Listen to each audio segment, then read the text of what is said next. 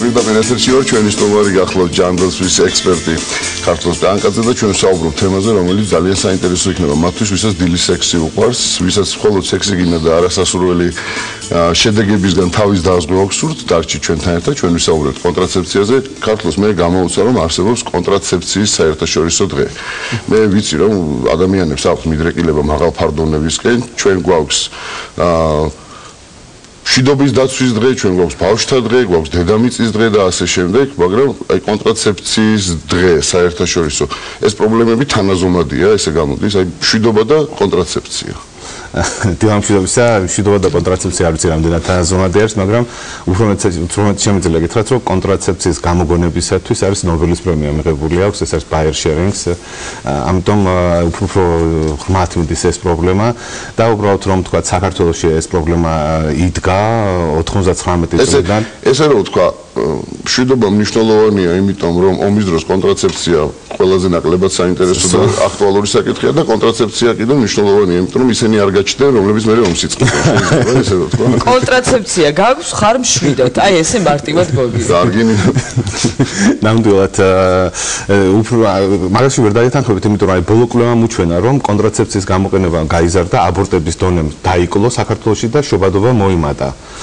და რა შედეგები გვაქვს ბატონო? ვერ გამოყევით, ესე იგი კონტრაცეფციის გამოყენების დონე იზრდება და შობადობაც იზრდება. რადგან ესენი ერთმანეთის საწინააღმდეგო უნდა იყოს. დიახ, ეს საკმაოდ საინტერესო ეფექტი მოხდა საქართველოში, იმიტომ რომ ისეთ ქვეყანაში, სადაც როგორც იცით, საქართველოში, როდესაც დგება არასასურველი ორსულობა, ქალი იკეთებს აბორტს. ამიტომ აქ ამ შემთხვევაში ხო შობადობაზე კონტრაცეფცია ვერ იმოქმედებს, იმიტომ რომ თუ უბრალოდ იმოქმედებს ქალის ჯანმრთელობაზე.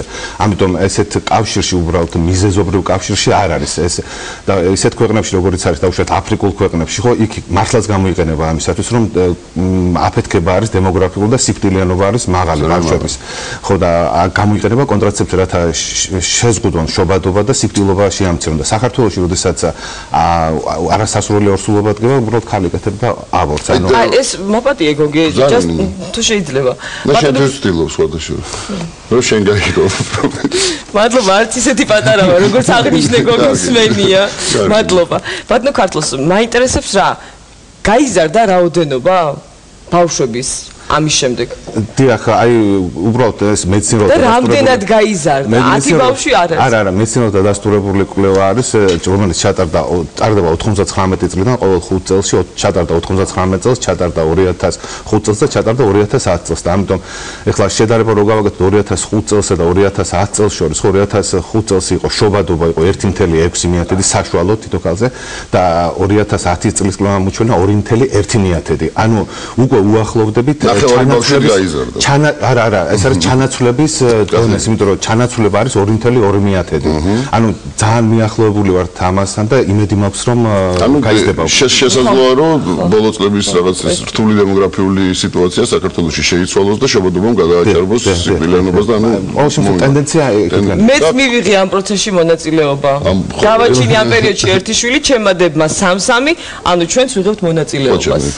რა მინდა კითხოთ, აი მუდმივად არსებობს ესეთი რეიტინგები, ესე ვთქვათ და შეგვიძლია ტელევიზორში ხშირად მოვსმინოთ. საქართველოს ეკონომიკური თავისუფლების მახასიათებლით მაჩვენებლით არის პირველ ადგილზე, რაღაცით არის მესამე. რომელ ადგილზეა საქართველოს კონტრაცეპტივების გამოყენების?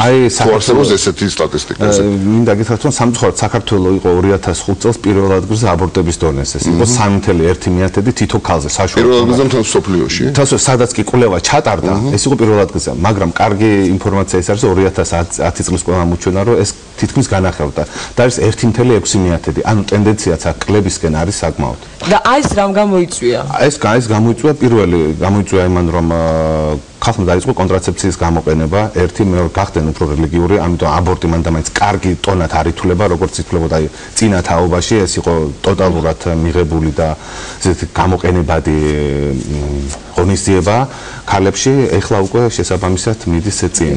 ბატონო ქართლოს, აბორტი გარდა იმისა, რომ არასასურველ ორსულობას იძლევა, აზიანებს ჯანმრთელობას ქალის და გარდა ამისა კონტრაცეფცია კიდევ გამოიყენება იმისათვის, რომ დაავადებები, რომლებიც გადაეიცემა სქესობრივი გზით, ისინი ავიცილოთ თავიდან. მრავლობიჩი ვამბობ, გოგი.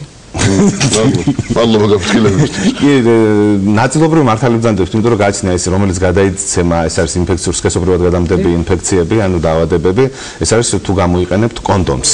ანუ ამ შემთხვევაში არის დანარჩენი კონტრაცეფცია, ორალური კონტრაცეფცია, ბარიერული და საშუალოში და სხვა მეთოდები ამას არ აგაცილებთ. ძალიან ხშირად, როდესაც კონტრაცეფციაზე ლაპარაკობენ, განსაკუთრებით თუ ეს პერორალურ მიღებაზეა საუბარი, ანუ აბებზე ჩვეულებრივად, ძალიან ხშირად ისმის მოსაზრება, რომ ისინი რეალურად მართალია, თქო, რაღაცაში გეხმარება და ვიცით რაშიც, მაგრამ სამაგეროდ მავნეა უბრალოდ ორგანიზმისთვის, რადგან შეიცავს რაღაცას, არ ვიცი რას, რომელიც ორგანიზმს აფუჭებს. ამასთან დაკავშირებით ეს არსებობს ესეთი მითი, რომელიც იმ იქიდან გამომდინარე, რომ აი პირველი თაობის კონტრაცეპტივები იყო ესეთი, მაღალდოზიანი იყო და საკმაოდ ბევრი უკუქმედება ჰქონდა და საკმაოდ ბევრი გართულება. მაგრამ თანამედროვე კონტრაცეფცია უფრო დაბალი დოზებით არის, მიკროდოზებით წარმოდგენილი და აბსოლუტურად უსაფრთხო არის.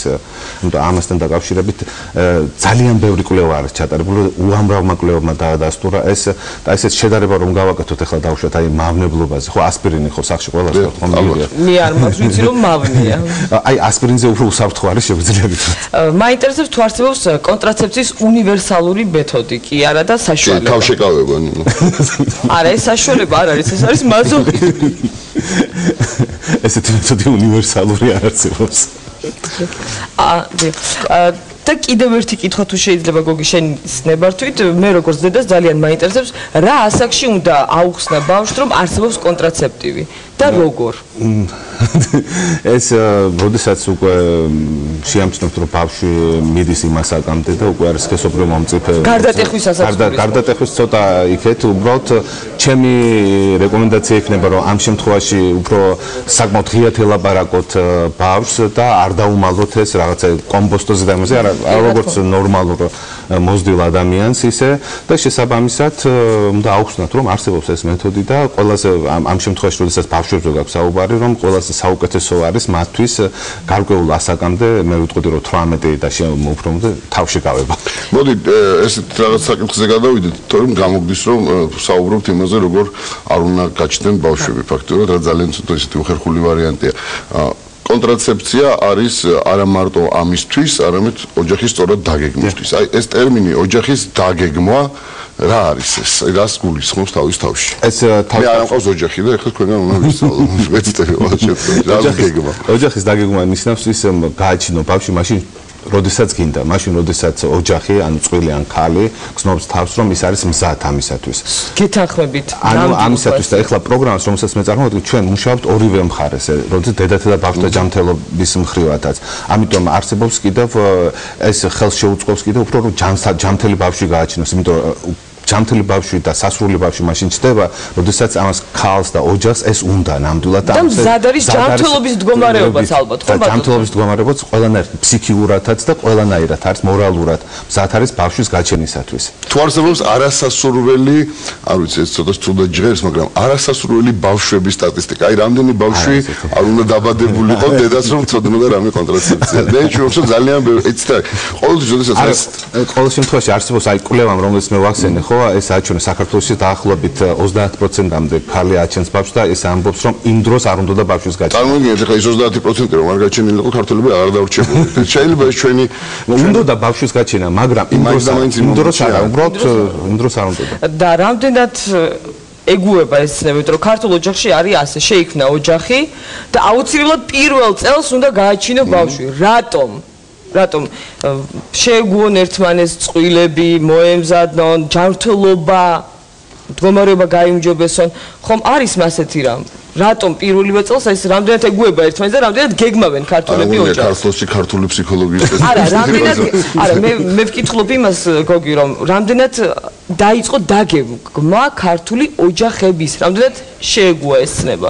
პირველ რიგში ნამდვილად ფსიქოლოგიის ექსპერტი არ ვარ, მაგრამ შეგვიძლია აი იგივე კვლევებზე დაყრდნობით, სულ ყოველთვის კვლევები უჩვენებს, რომ პირველი ბავშვი ყოველთვის არის სასურველი.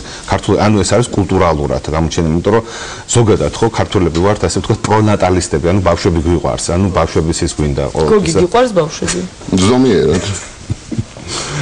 და ამიტომ ეს არის ძირითადი ის, იმიტომ რომ ბავშვი პირველ რიგში ფიქრობთ რომ ეს არის გაგრძელება, ეს არის ცხოვრების გაგრძელება, ეს არის მისთვისაც მე აბსოლუტურად გეთანხმებით რომ კარგია, როდესაც თქვა ბავშვის გაჩენას, ბავშვის დაბადებას ზოგადად ხო რაღაც მომზადებული ხდები, თქვა მატერიალურ დონეზე, თქვა სულიერ დონეზე, თუ ყველანაირ დონეზე, მაგრამ აი კონტრაცეფცია, როგორც ის კონცეფცია, თქვენ ფიქრობთ რომ აი ესეთი კითხვა უნდა დავსვათ ცოტა მაღალფარდოვანი, მეც რადგან ესეთი მაღალფარდოვანი ამბავი გვაქვს, ხო?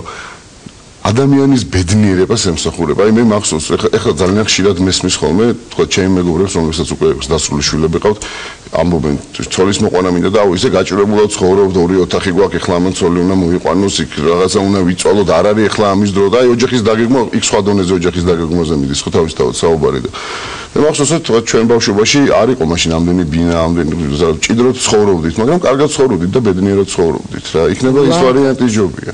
ნუ ესეც შეიძლება ჩავთვალოთ, რომ ესეც კონტრაცეფციის ერთ-ერთი მეთოდი იყოს. ბევრი სადღაც ცხოვრობთ. რა მეინტერესებს კიდევ? მე ვიცი რომ კონტრაცეფცია არ არის ახალი მოგონება. ხო არსებობს პრეზერვატივები, რომლებიც როგორც ამბობენ, თქვა ფარაონებს ეკუთვნოდათ, ანუ ეს არის უძველესი პრეზერვატივი, მე მაქვს დანახი ეგვიპტის მუზეუმში ესეთი ნივთი, ზგან იყო გაკეთებული. გავს გოგი თანამედროვე პრეზერვატივს? კი, ფორმით გავს თავისთავად ხედი. თითქოს ეს ყველაფერი იცის, ბევრი საუკუნის განმავლობაში. მაგრამ აი დღეს დგას რაღაც პრობლემა. პრობლემა რო იყოს, ამაზე არ ვისაუბრებთ. რამ გამოიწვია ეს?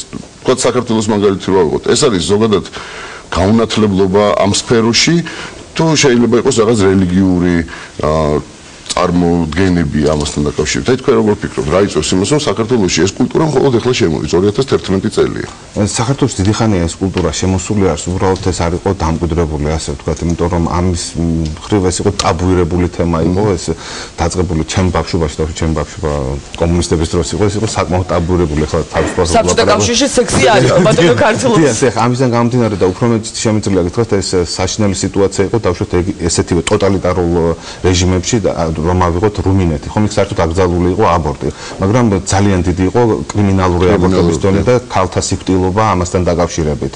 და ამიტომ ეს იყო რეჟიმის ბრალი და ესეთი აი ჩაკეტილობის და ესეთი ის არის, რომელიც ახასიათებს ტოტალიტარულ რეჟიმებს. რომ ისე სხვანაირად თუ გადავხედავთ რომ უფრო იქით ღია საზოგადოება სადაც იყო ევროპულ ქვეყნებში გავრცელებული. და ბოლო კითხვა, საქართველოს 26-ში არის კონტრაცეფციის საერთაშორისო დღე და რას აპირებთ კონკრეტულად თქვენ, რას აპირებთ საქართველოში? რა მოხდება 26-ში საქართველოში? საქართველოს ეს იქნება უბრალოდ აღნიშნავთ ამას, როგორც გითხარით, რომ ეს ფართოდ გავაცნოთ საზოგადოებას აი კვლევის შედეგებს და შევკრიბავთ აი პროფესიონალებს ამაზე და კიდევ ერთხელ გავესაუბრებით ამასთან დაკავშირებით ახალი მეთოდები, რომელიც არის გავაცნობთ და ამ დამთავრდება ეს დღე. ძალიან დიდი მადლობა. ძალიან საინტერესო იყო. ცოტა მხიარული გამოგვივიდა თუმცა თემა სერიოზული